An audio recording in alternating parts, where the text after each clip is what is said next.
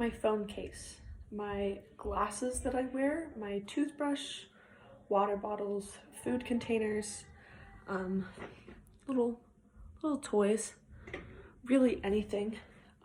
These are things around your house that are made of plastic. Take a moment to look around you and notice how many things you can see immediately that are made of plastic. There's probably a lot. Half of all the plastic that's made is only meant to be single use. This means that we only use it for a brief amount of time before you just throw it away and it becomes part of a landfill, or worse, it goes into the oceans. With almost everything in our everyday lives being made of plastic, less than 91% of that gets recycled. And today I hope to convince you to help decrease that percentage by being more involved in recycling of those plastics. So Susan Frankel is a journalist, and she states that plastics are integral to the very facet of our lives today, for better and worse. While plastic can make our lives better and making our lives more convenient, we need to make sure that we are preventing the worst by disposing of it properly by recycling. Today I will go over the negative environmental effects that plastic has caused since its invention in the 1950s and wide usage in the 1950s, ways this issue can be reduced on a larger scale, and specifically things that we can do in our daily lives to not only benefit ourselves, but the environment as well. So plastic is mass produced and a large part of it ends up in our oceans. According to Paul Hond for the Columbia magazine, 400 million tons of plastic are produced annually. That is a lot of plastic, and almost half of this plastic, as I said before, is considered single use. So examples of these items would be water bottles, shopping bags, plastic wrap, maybe plastic bags, plastic straws. There's a lot of things, and I'm sure that we all use them every single day. And so out of those 400 million tons that are produced each year, 8 million tons of those approximately end up in the ocean each year. So most of the plastic that is in the ocean is not full water bottles. It becomes broken down, and while it doesn't go away, it does break down into small pieces of plastic that are called microplastics. And according to the National Academy of Sciences, these plastics can sometimes be less than 1 centimeter, so that's pretty small. And this is easily digestible by sea life. So the smaller that the plastic is, the easier that it is for it to become integrated into the food chain. And this happens by, say, small like plankton or shrimp eating this, and then a fish eating that, and larger animals eating that. And there have been studies that have been found that almost any sea animal that's collected has some type of microplastics within their gut or somewhere in that gut biome. So to really put into perspective how much plastic there is in between places, in the ocean between Hawaii and California, there is a collection of plastic that is twice the size of Texas. And Texas is a very large state, as most of you know, so that is a lot of plastic that's been collected.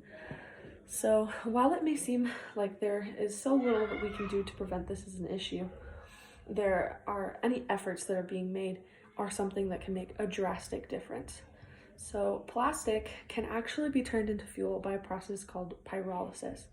So I tell you this to know, just so you can know what other processes, what other things can be done if we recycle our plastics and make that something that can help us out in the future. So by having these plants that will turn plastic and use pyrolysis to turn into fuel, this would provide more jobs, as well as reduce the amount of plastic that is circulating through everything and ultimately ending up in the oceans. Another thing that we can do if we recycle our plastics can be turned into fibers. And we already know that plastic is a big part of fibers now, because clothing production actually causes microfibers of plastic to go into water sources, as these small little fibers are too small to be filtered out at larger water filtration systems, which causes this plastic to then go into places like the ocean and ultimately end up harming that life that's there. Many companies like Apple are integrating recycling programs into their sales. So this recycling helps divert plastic away from landfills and cycle it back through the economy instead of having to make new raw materials. So something that we can do, so like these big companies, not only can big companies do something to put into recycling and help this issue, as a community, there are a lot of ways and a lot of things that we can do to improve the way that we throw out and recycle our plastic and help try to eliminate this issue. So, as many of you have probably seen, I know that I grew up in San Bernardino, and there were usually e-waste programs that you could take your old electronics and they would recycle them for you. And like I was saying, Apple has a program, so I encourage all of you to, if you have an old phone, I'm sure we all have old iPhones just sitting in our closets. I encourage you to turn those in, because parts in your phone, they can reuse those instead of having to produce new ones and make more waste out there. You can do that as well, not only just your phones, you can do it with your phones, tablets, laptops, anything like that. Another thing that we can do is try to find local places to help recycle your plastic bottles. I know that growing up, a fun thing for me to do was to collect water bottles and take them in, and it was always a fun way to get some more money and some more cash in an easy way. And remember, more than plastic can be recycled, things like glass and paper can be recycled as well. And the third thing, and the most important thing that I encourage all of you to do, and that I'm trying to persuade you to do today, is to keep a positive attitude about recycling. See it more as something that you are helping out, instead of this just being an added action that you have to do.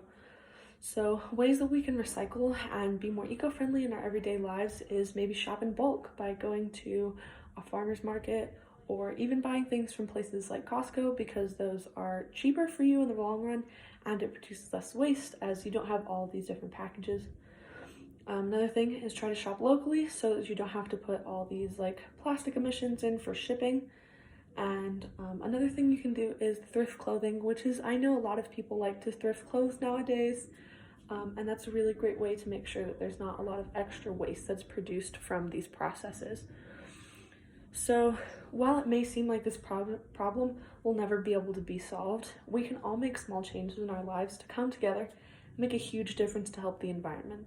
We also push for bigger companies to be able to do their part in making things eco-friendly and making things recycled and things like that, because a lot of big companies won't do things unless the people that are participating give that push to try and encourage them to do that.